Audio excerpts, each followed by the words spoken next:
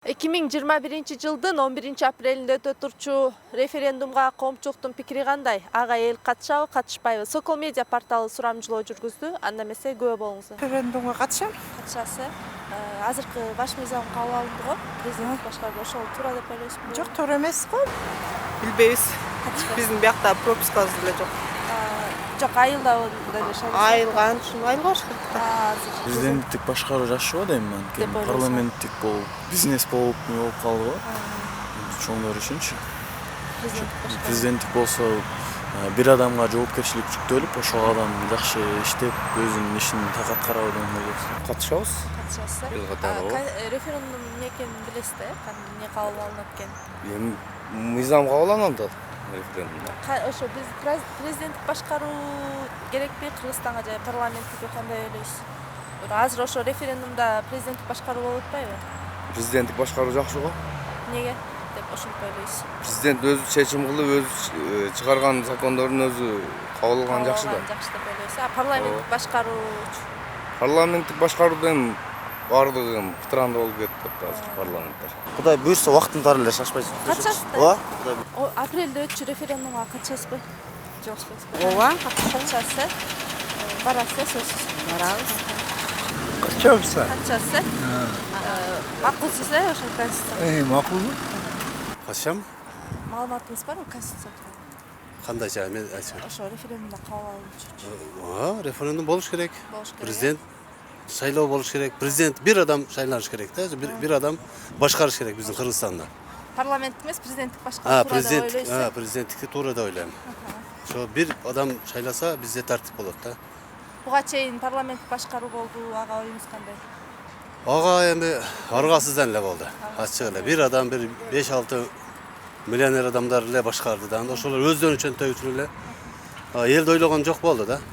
Мен ошентип ойлойм. Мындан ары президент башкаруу болсо буюрса оңолот деген ишениңиз Бар, 100% бар.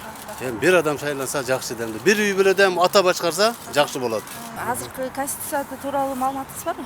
Бар. Бар, кандай жазылганын билесизби? Эми шашпай жакшылап жазыш керек да. Жок, ошо мындай кичине. Дагы деле шашылыш жазышып атат, бирок туура эмес да. Туура эмес деп ойлойсуз. Эмнеси туура эмес деп ойлойсуз? Шашпай аккуратно жазыш керек. Дагы карап жазыш керек. Жети өлчөп бир кесип кылыш керек да. В апреле у нас референдум будет. Будете участвовать? Не знаю. Ооба, катышабыз, колдойбуз. Колдойсуз, Ооба. Себеби элдин талабы болуп аткандан кийин биз наоборот элдин бардыгын үгүттөшкө акыбыз да бар. Аларды биз жакшы жагын үгүттөп, келечекте өзүлөрүнүн бала бакырасынын келечегин ойлошко үгүттөйбүз.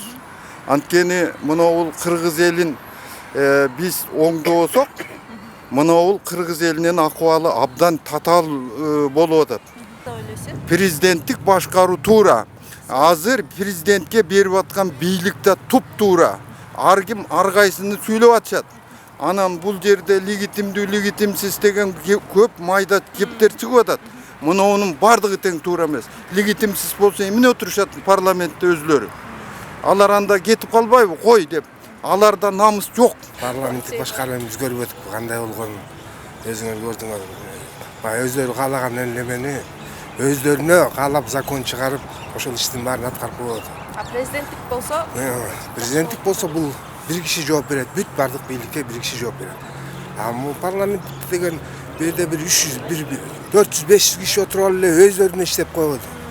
Жөнөкөй элдер ачка отурат азыр бербечи. Катышам. Катышасыз. Билесизби баш мыйзамында эмнелер жазылган? Жок. Катышабыз. Билесизби өзүңүз баш мыйзамда эмнелер кабыл алынган азыркы учурда? Пока аларды эми бүткесин билесизби, полный билбейсиз эми. Жок, катыша албайм го. Катыша албайсыз. Негизи билесиз да, конституция референдумга. Бирок катыша албай каласыз. Убактым болуп калса обязательно катышам. Катышпай макулсуз. биз мына сакалды эмне күттүк? Элдин тамагы менен. Илгери Бакай абаш айткан. Бөлүнбө кыргыз, бөлүнбө. Бөлүнсөң бөлүп жеп кетет. Бөлүнүп калды кыргыз деп бөлөк элге кеп кетет. Биз ошого келип турабыз. Улуу кыргыз аты көчпөй тарыктан улап жылдар кырындарды караткан. Үмүт кулуу баатыр элдин байыркы урпактарыга уруктуу өрөтүн сактаган.